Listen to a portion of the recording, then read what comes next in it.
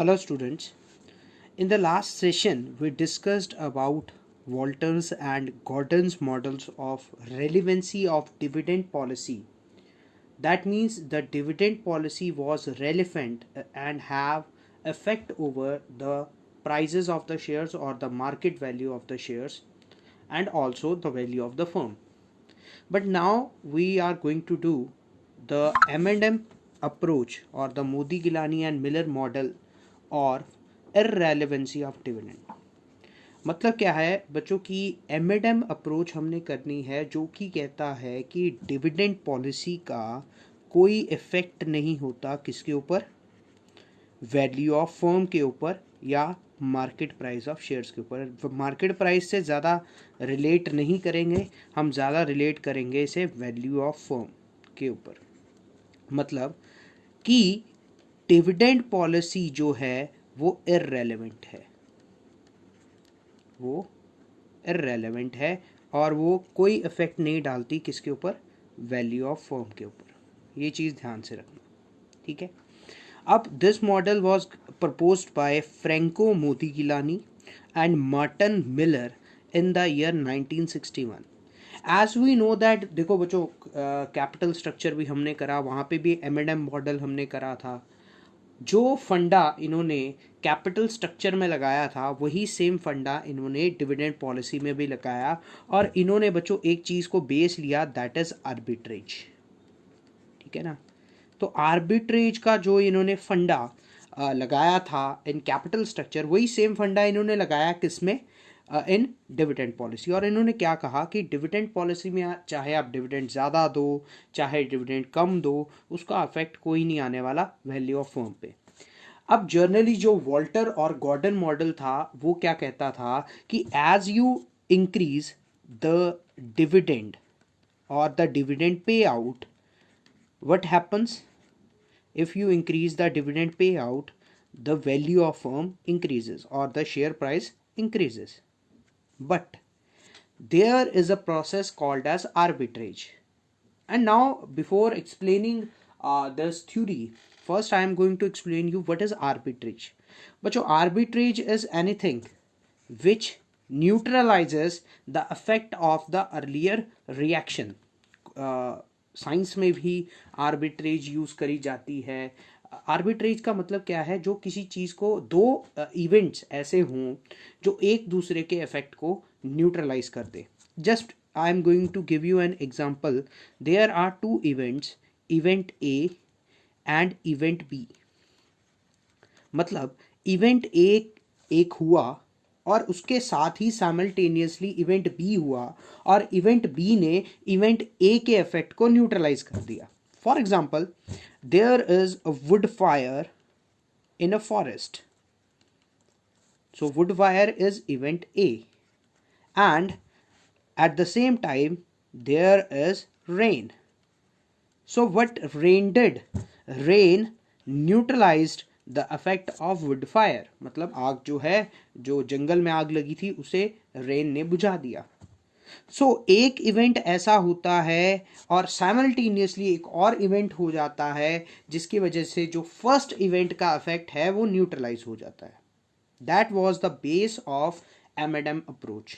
और इसको बहुत ध्यान से करना है क्योंकि बहुत इंपॉर्टेंट है from examination point of view. So now what is M&M approach, उसकी बात पहले हम करेंगे नेक्स्ट. उससे पहले हम इसकी कुछ एग्जांपल्स और कुछ अजम्पशंस को लेते हैं, उसके बाद एक एग्जांपल भी करके देखेंगे. तो what are the various assumptions of M&M approach. So first, the M&M approach, the Modigliani and Miller approach is based on the first assumption of perfect capital market.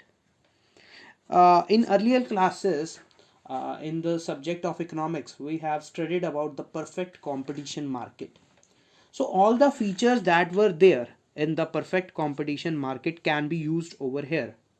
So not about all the features that we used in the perfect competition market can be definitely used in this theory, but some of the features that we used to learn in that perfect competition market can be used over here. So what were the features? I think I can remember you out. So the first feature was that there are large number of buyers and sellers selling homogeneous product. So there is no advertisement cost, no transportation cost. The firm is a price taker, not a price maker. ऐसे बहुत सारे हमने points करे थे. उसमें से अगर बच्चों हमने कुछ पॉइंट्स उठाने हो तो कौन से उठा सकते हैं? तो एक पॉइंट जो मैंने अभी बोला, that there is no transportation cost और नो एडवर्टाइजमेंट कॉस्ट, थोड़ा सा इसको हम अब करेंगे according to capital market. So capital market में बच्चों एक बहुत इंपॉर्टेंट फीचर, एक फैक्टर होता है, that is flotation and transaction cost. So now what is flotation cost? You know that when you go through the process of an IPO, there is a lot of cost involved in an IPO, including the cost of underwriting, including the cost of issuing of prospectus, etc. So this model was based that there is no flotation cost. Generally in some books it is written that the flotation cost is round about 10 to 12% of the issue, which is a very prominent factor in issuing of shares. So this model, they took an assumption that there is no flotation cost. तो बच्चों मान लो जैसे 100 रुपये का share है और मैं जैसे कह रहा हूँ कि 10 से 12% की फ्लोटेशन कॉस्ट आती है, तो 12 रुपये लगा के चले तो हमारी नेट प्रोसीड्स कितनी आ रही है? 88 रुपीज़ की. मतलब जो अल्टीमेटली हमारे पास पैसे आ रहे हैं वो कितने हैं? 88 रुपीज़. तो ये 12 रुपीज़ वाला जो फैक्टर है ना, इसको ये इग्नोर कर रहे हैं. ठीक है, ये जो 12 रुपीज़ वाला फैक्टर है ये इसको इग्नोर कर रहे हैं, ये ध्यान में रखना. उसके बाद they took an assumption that there is no transaction cost. Now what is the transaction cost? Basically we take transaction cost as brokerage. So brokerage is also a prominent factor in issuing of shares. तो इन्होंने पहले क्या माना कि there is no flotation cost and no transaction cost. एक point और जो हम परफेक्ट कंपटीशन में पढ़ते थे, that is the consumer, the customer is having the perfect knowledge about the product and the market. So here also the investors are rational and they have all the information. अब ये दोनों ऐसी assumption है जो practical life में possible नहीं है. ठीक है. Next, about the second assumption, there are no taxes. That means there is no difference between capital gain and dividend. So what is a capital gain? First of all, for example, I bought a share for rupees 10 and I sold that share for rupees 15. So the 5 rupees that I earned by selling and selling, by buying and selling. So एक को कहते हैं हम अपनी आसान language में बात करें तो कॉस्ट प्राइस और सेलिंग प्राइस. तो इनका जो डिफरेंस होता है that is called as capital gain. Now capital gain is again divided into two types. First is long term capital gain called as LTCG and short term capital gain called as STCG. अब बच्चों जो हमारा income tax act 1961 है वो बहुत prominent जो taxes लगाता है कैपिटल गेन्स में, चाहे वो LTCG हो या STCG हो. ऐसे ही dividends, they are also taxable in the hands of the company. So there are certain differences or you can say certain change in the taxation of capital gain and dividend. दोनों अलग हैं. मतलब dividend का मान लो अगर rate 20% है और LTCG का 30% है तो हमें डिविडेंड ज़्यादा बेनिफिशियल लगेगा. पर उन्होंने दोनों के बेनिफिट को ही नील कर दिया कि चाहे डिविडेंड हो चाहे कैपिटल गेन हो, दोनों के बेनिफिट में कोई डिफरेंस नहीं है क्योंकि टैक्सेस सेम है. उसके बाद next is the constant investment policy. That means कि कंपनी के रिस्क प्रपोर्शन में या उसकी रेट ऑफ रिटर्न में, जो कि हम पिछले मॉडल्स में भी कर चुके हैं कि KE that is cost of equity and R वो कांस्टेंट रहेंगे. ठीक है. तो ये जो अगली दो assumptions हैं उसमें प्रोमिनेंट बात करी गई है कि cost of equity and R that remains the same. Now about this model, how this model works. As I told you earlier that this model is based on the process of arbitrage, and this is an hypothetical model. So what is an hypothetical model? इसका मतलब ध्यान से समझ लेना बच्चों, hypothetical model का मतलब है कि इसने एक सिचुएशन क्रिएट करी और उसी सिचुएशन के बेस पे इन्होंने पूरा मॉडल जो अपना रखा। ठीक है, वो सिचुएशन क्या थी, मॉडल को अच्छे से समझते हैं बच्चों। सो इन्होंने क्या कहा, इन्होंने कहा कि as you give dividend, as you give dividend, there is an ultimate effect over the price of the share. So price of the share increases. So price of the share increases, but that increase in the price cannot live for a long period of time. वो neutralise हो जाएगा क्योंकि वहां पे लगेगी arbitrage process. अब वो arbitrage process कैसे लगेगी, ध्यान से सुनना। एक हाइपोथेटिकल सिचुएशन इन्होंने क्रिएट करी। कैसे? इन्होंने कहा कि जैसे ही आप डिविडेंड दोगे तो प्राइस बढ़ जाएगा शेयर का, मान लिया बढ़ जाएगा, पर उसी टाइम क्या होगा, जैसे ही आपको फ्यूचर में किसी इन्वेस्टमेंट प्रोजेक्ट, अब इन्होंने एजम्पशन ली थी कि इन्वेस्टमेंट पॉलिसी सेम रहेगी, है ना, तो इन्वेस्टमेंट प्रोजेक्ट के लिए पैसे चाहिए होंगे तो वो कहाँ से लाओगे? अब क्योंकि हमारे पिछले मॉडल्स भी ये कहते थे कि retained earning is the only source of finance, तो ठीक है वही मान लिया। अब रिटेन्ड अर्निंग्स तो है नहीं क्योंकि सारे पैसे कहाँ पे दे दिए, डिविडेंड में। तो कंपनी के पास अगर रिटेन्ड अर्निंग्स नहीं होगी नए प्रोजेक्ट के लिए तो वो क्या करेगी, कंपनी क्या करेगी, company will issue new shares.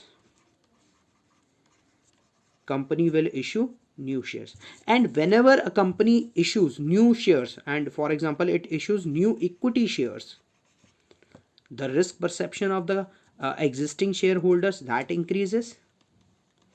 The risk perception increases, first thing is this, and that have ultimate effect over the value of firm. The value of firm, एक तो ये बात है। दूसरी बात, जैसे ही बच्चों नए इक्विटी शेयर्स आपने इशू करने हैं, आप उसे उस प्राइस पे इशू नहीं कर सकते जो मार्केट में प्रेवलेंट है। ये मैं नहीं कह रहा, ये मॉडल कह रहा है, ऐसा असल में नहीं होता।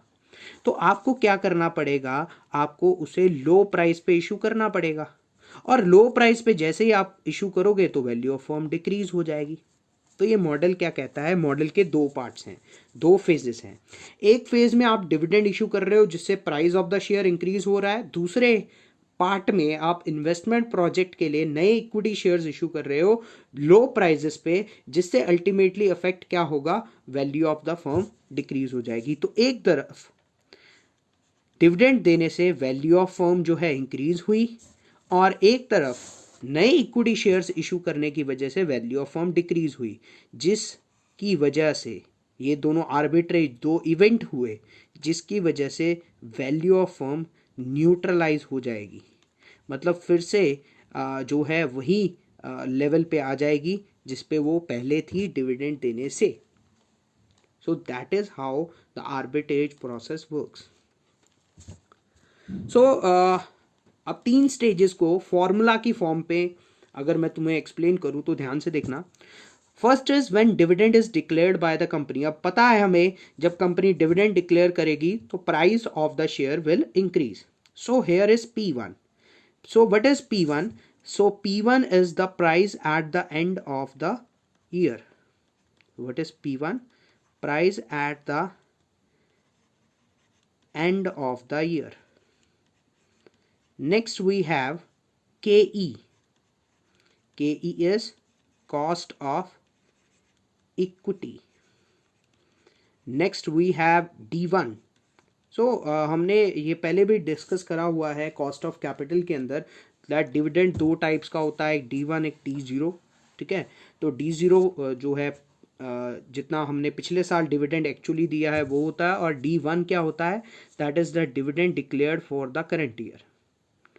So it is dividend declared for current year. एक और चीज़ है बच्चों, अगर तुम ध्यान से देखो, दैट इज P0। P0 वो प्राइस होता है जो शेयर का करंट प्राइस है, ठीक है। अब देखो P1 हमने निकालना है जो नया प्राइस होगा, and P0 is current price of the share, it is current price of the share. तो ऐसे हमारे पास P1 आ जाएगा। तो P1 को हम यूज करेंगे बच्चों सेकंड स्टेज पे भी और थर्ड स्टेज पे भी, याद रखना। Next we have when shares are issued in order to finance a new investment project, मतलब हमने नए शेयर्स इशू करे, ठीक है। सो जब हम नए शेयर्स इशू करेंगे तो हमारे पास, हमें पता तो चलना चाहिए ना हमें कितने नए शेयर्स इशू करने के चाहिए, कितने करने पड़ेंगे। So here we use M। So what is M? M is the number of new shares to be issued. Number of new shares to be issued. What is I? I is the capital required for new project. Capital required for new project. अब बच्चों ई और D के बारे में हम जानते हैं। E is the earnings, earnings कौन सी? Earnings after interest, tax and preference dividend, ठीक है, जिसे हम कहते थे earnings after interest, tax and preference dividend. और D is the dividend declared, D कह लो या D1 कह लो, ठीक है ना। तो dividend, D stands for dividend. अगर बच्चों ध्यान से रखना, अगर दोनों साइड्स, अगर हमारे पास EPS हो या DPS हो, हम वैसे भी यूज़ कर सकते हैं इसको। और अर्निंग्स हमारे पास अगर नंबर में हो, जैसे 2 लाख 3 लाख, तो डिविडेंड भी हमारे पास वैसे ही होना चाहिए, पर शेयर नहीं होना चाहिए। तो इसकी वैल्यू हमें कैलकुलेट करनी पड़ेगी। Next is calculating the value of firm after the arbitrage process. तो V is the value of firm. Here N is the number of outstanding shares, मतलब कंपनी के पास एग्जिस्टिंग कितने शेयर्स थे, आउटस्टैंडिंग शेयर्स कितने हैं, and M we know that it is the number of new shares which we have issued. P1 हमने first part में calculate करा था, that is price at the end of the year. I minus E, ठीक है, I भी हमने देखा है, that is investment required for the new project, and E is earnings.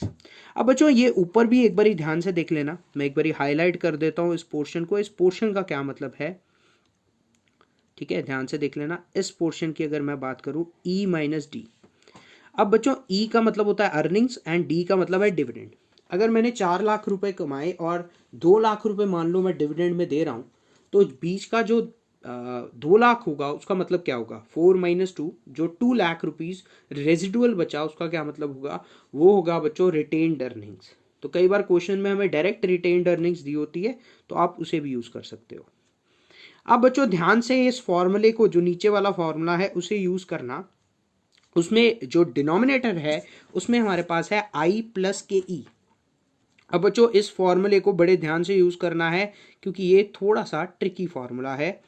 Now what is I हमें पता था, दैट इज इन्वेस्टमेंट प्रोजेक्ट, जिसमें हम इन्वेस्ट करना है। अब उसकी तो एक कंक्रीट वैल्यू होगी, 10 lakh 15 lakh 20 lakh 50 lakh. But KE that is cost of equity, वो हमारे पास परसेंटेज में होता है, 10% 20%। तो हम दोनों को कैसे ऐड कर सकते हैं, दैट इज नॉट पॉसिबल। तो बड़े ध्यान से रखना बच्चों, जो इन्वेस्टमेंट होती है वो हमेशा अपने आप में 1 होती है। अब जब हम इन्वेस्टमेंट कर रहे हैं तो उस पर जो कॉस्ट इंकर हो रही है that is cost of capital, है ना। अगर हम उसकी बात करें, अगर मान लो वो 10% है, तो अगर मैं उसे 0.10 ले लूँ, ठीक है, तो total cost of the project कितनी होगी, 1 प्लस 0.10 दैट इज 1.10। मान लो ये अगर 12% है कॉस्ट ऑफ इक्विटी, तो इसे 0.12 ले लेंगे और 1 में ऐड कर देंगे, ठीक है। तो वैसे हमारा फॉर्मूला ये बन जाएगा। तो हमने इसे परसेंटेज में ही, परसेंटेज कह लो या फ्रैक्शन में ही रखना है, इसे हमने कंक्रीट टर्म्स में नहीं लेना। तो इसको बहुत ध्यान से रखना है, और इसके हेल्प से, इन 3 फॉर्मूला के हेल्प से हम 3 फेसेस को जो है सॉल्व कर सकते हैं। Now I will take help of an example जिसके थ्रू हम जो है ये पूरा जो हमारा है मॉडल इसको सॉल्व करके देखेंगे.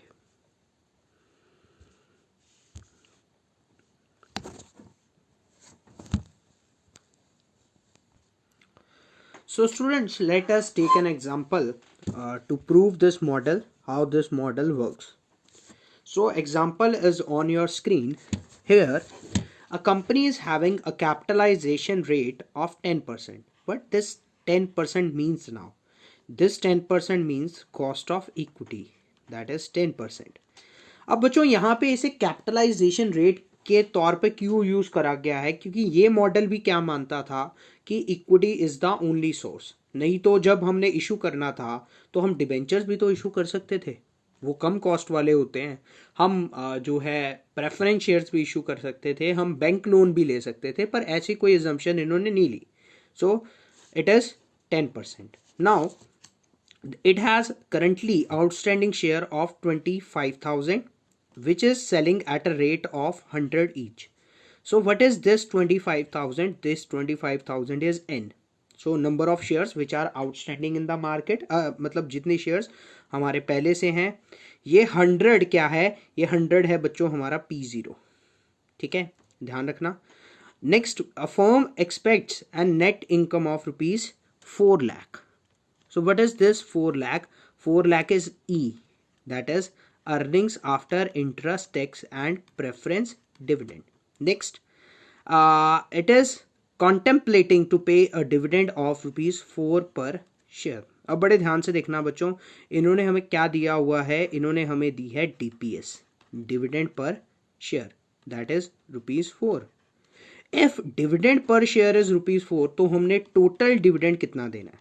बड़े ध्यान से देखना, क्वेश्चन स्टार्ट करने से पहले इस चीज को समझ लेंगे. तो 25,000 इक्विटी शेयर्स है और रुपीज 4 का अगर हम डिविडेंड देंगे तो total dividend payment will be rupees 1 lakh. ठीक है, तो इसको बड़े ध्यान से देखना है. दोनों जो अर्निंग्स होनी चाहिए और डिविडेंड होने चाहिए वो एक ही फॉर्म में होने चाहिए. ठीक है, नेक्स्ट है the company also requires rupees 6 lakh to fund its investment requirement. So it is I. कितने पैसे चाहिए हमें नए इन्वेस्टमेंट प्रोजेक्ट के लिए? सो हमारे पास ऑलमोस्ट सारी इंफॉर्मेशन है, तो you can use the various formulas to prove this model. So first formula हमारा क्या था? फर्स्ट स्टेज क्या था? व्हेन डिविडेंड इज डिक्लेयर्ड, उसके बाद कैसे प्राइस इंक्रीज होगा, ध्यान से देखना. So formula was P1 is equal to P0 1 plus KE minus D1. So what is P0 now? ठीक है, प्राइस ऑफ द शेयर्स. तो कितना प्राइस था हमने पीछे देखा? That was rupees 100. 1 plus cost of equity, cost of equity that was 10%, तो 0.10 आ गया. और डिविडेंड हमने कितना डिक्लेयर करा था पर शेयर? क्योंकि यहाँ पे प्राइस पर शेयर के हिसाब से ले रहे हैं तो हम डिविडेंड भी पर शेयर के हिसाब से लेंगे. ठीक है, और यहाँ पे मैं एक और चीज़ तुम्हें करके बताऊंगा, ध्यान से देख लेना उसको. तो अगर हम बच्चों इसको सॉल्व करें तो 100 multiplied by 1.10 that is 110 minus 4 is 106. एक चीज मैं तुम्हारे साथ पहले डिस्कस कर लूं ताकि मैं ये जो मॉडल है उसे प्रूव कर पाऊं. ध्यान से देख लेना. अब बच्चों ये मॉडल जब शुरू हुआ तब हमारी वैल्यू ऑफ फर्म कितनी थी? अब देखो, अगर मेरे 25,000 शेयर हैं और शेयर्स की वैल्यू 100 रुपये है तो वैल्यू ऑफ फर्म कितनी हो गई? That is 25 lakh rupees. तो ध्यान से देखते रहना, इसको कैसे हम प्रूव करते हैं. सो हमने फर्स्ट स्टेज में कैलकुलेट कर लिया कि the price of the share is rupees 106. देखा, 100 रुपये से 106 रुपये हो गया, सिर्फ किसकी वजह से? डिविडेंड डिक्लेयर करने की वजह से. अब ध्यान से देखना, सेकेंड स्टेज में हमने कैलकुलेट करना है एम. एम मतलब number of shares which are required for the issue of that is required for the new investment project. तो फॉर्मूला क्या है? I minus E minus D over P1. तो P1 तो अभी हमने कैलकुलेट करा है. So P1 is that is 106. Investment project के लिए हमने पीछे देखा था हमें 6 लाख रुपए की जरूरत थी. अर्निंग्स हमारी थी बच्चों 4 लाख रुपए की, और डिविडेंड जो हमने डिक्लेयर करा था that was worth rupees 1 lakh. तो एक चीज जो मैंने पिछले भी जब क्वेश्चन में डिस्कस कर रहा था मैंने बताई थी कि अगर अर्निंग्स को हम कंक्रीट टर्म्स में ले रहे हैं तो डिविडेंड को भी उसी में लेना है, या तो दोनों ईपीएस डीपीएस यूज़ करो, ठीक है, बट वो पॉसिबल नहीं होगा इस फॉर्मूला में यूज़ करना, क्योंकि इसमें हमें कंक्रीट टर्म्स में ही इसको यूज़ करना पड़ेगा। तो 4 lakh minus 1 lakh is 3 lakh and again 6 lakh minus 3 lakh is 3 lakh.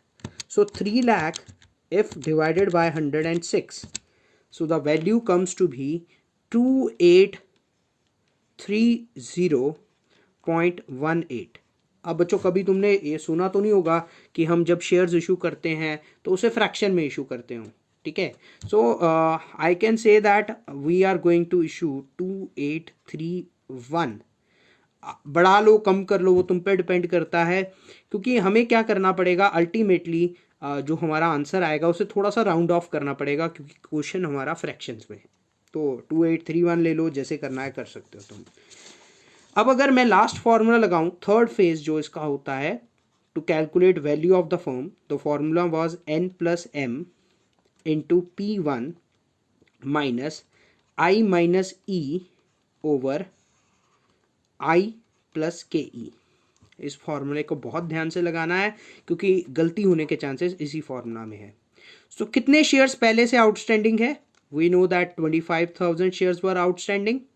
M that is the new shares to be issued, वो कितने हैं 2831 मल्टीप्लाइड बाय P1 जो हमने फर्स्ट स्टेज में कैलकुलेट किया था that was 106 minus I minus E. So मेरे को कितने पैसे चाहिए थे इन्वेस्टमेंट प्रोजेक्ट के लिए? 6 लाख, और मेरे पास अर्निंग्स कितनी है 4 लाख ओवर I माइनस के। जैसे मैंने तुम्हें फॉर्मूला के टाइम पे बताया, यहाँ पे I को तुमने 1 ट्रीट करना है, ठीक है। तो 1 plus cost of equity is 0.10। तो अगर इसको सॉल्व करें तो डिनोमिनेटर में तो आ गया 1.10 और न्यूमरेटर को सॉल्व करें तो 25,000 plus 2831 multiplied by 106, so that comes to be 295,086। that means it is 29,50,086 minus 6 lakh minus 4 lakh, the value comes to be 2 lakh। तो अगर इसको सॉल्व करें बच्चों तो वैल्यू आती है after dividing 1.10 the value comes to be 25 lakh and 78 rupees. तो उसको राउंड ऑफ करने के लिए मैं 25 लाख लिख सकता हूँ। अब बच्चों जैसे मैंने क्वेश्चन शुरू करा था मैंने तुम्हें बताया था कि वैल्यू ऑफ फर्म कितनी है 25 लाख, और डिविडेंड देने के बावजूद हमारी वैल्यू ऑफ फर्म कितनी है 25 लाख। तो डिविडेंड देने का क्या फ़ायदा हुआ? क्या डिविडेंड की वैल्यू इंक्रीज करने से, डिविडेंड बढ़ाने से वैल्यू ऑफ फर्म पे कोई इफेक्ट आया? नहीं। So that is why this model is called as irrelevancy model. I am hopeful समझ में आया होगा। अगर आगे चलूं बच्चों तो इस मॉडल को कई पॉइंट्स के ऊपर क्रिटिसाइज भी करा गया। सबसे पहली बात जो हमने डिस्कस करी थी, no flotation and no transaction cost. जैसे कि मैं तुम्हें बता चुका हूं बच्चों, फ्लोटेशन कॉस्ट और ट्रांजैक्शन कॉस्ट एक टोटल इशू का 10 से 12% होता है ऑन एन एवरेज। हम उसे कैसे इग्नोर कर सकते हैं कि कोई फ्लोटेशन या ट्रांजैक्शन कॉस्ट नहीं है, कोई ब्रोकरेज नहीं है, कोई अंडरराइटिंग कमीशन नहीं है। So first this point was wrong. और दूसरा, before going to the other criticism points, एक बात जो हम बार बार करते हैं इकोनॉमिक्स में भी परफेक्ट कंपटीशन के बारे में, कि असल में परफेक्ट कंपटीशन की कोई परफेक्ट एग्जाम्पल लाई ही नहीं करती, यानी रियल लाइफ में आपको परफेक्ट कंपटीशन देखने को नहीं मिलेगा। तो इस वजह से भी इस मॉडल का काफ़ी क्रिटिसिज्म हुआ। तीसरी बात, हाइपोथेटिकल मॉडल था, तो हाइपोथेटिकल सिचुएशंस आम लाइफ में हर जगह नहीं चलती, ये ध्यान से याद रखना। उसके बाद इन्होंने क्या कहा कि जब भी जो कंपनी नए शेयर्स, न्यू शेयर्स इशू करेगी वो लोअर प्राइजेस पे करेगी, वो लोअर प्राइजेस पे इशू करेगी, which is not a scenario everywhere. आज मान लो रिलायंस अगर नए शेयर्स इशू करती है तो तुम्हें लगता है वो लो प्राइस पे शेयर इशू करेगी? बल्कि वो तो प्रीमियम डिमांड करेगी। तो इन्होंने प्रीमियम वाला एस्पेक्ट तो इग्नोर ही कर दिया, ठीक है। इन्होंने कहा कि शेयर्स जो है लोअर प्राइसेस पे इशू होंगे।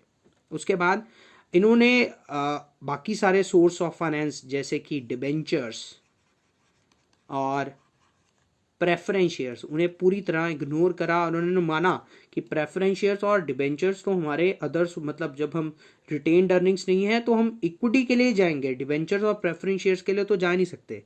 और एक बहुत प्रोमिनेंट फैक्टर कि इन्होंने जो है टैक्सेस को भी इग्नोर करा, जो कि रियल लाइफ में एक बहुत प्रोमिनेंट पार्ट होता है। जब भी आप किसी इन्वेस्टमेंट प्रोजेक्ट को जो है ध्यान में रखते हो तो आप टैक्सेस को भी बहुत इंपॉर्टेंट फैक्टर मानते हो। इसी वजह से ये टैक्सेस वाले फैक्टर की वजह से ही डिबेंचर्स जो हैं वो एक चीपर सोर्स माना जाता है फाइनेंस का। So that's it about this project. Thank you for being with me. और बच्चों इसके न्यूमेरिकल्स जितने हो सकते हैं प्रैक्टिस करना। Thank you.